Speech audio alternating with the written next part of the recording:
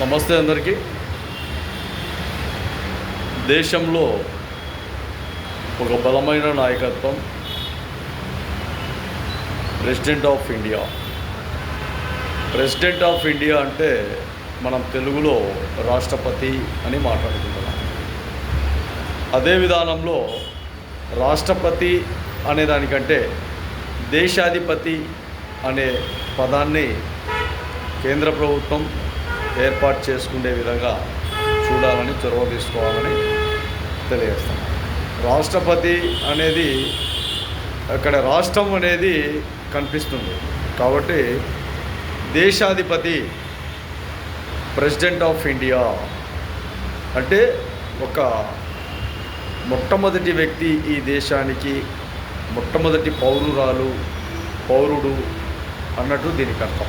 కాబట్టి ఈ విషయాన్ని ఒకసారి గమనించాలి. ప్రభుత్వాలు కొన్ని నిర్ణయాలు తీసుకోవాలని కూడా తెలియజేస్తాను.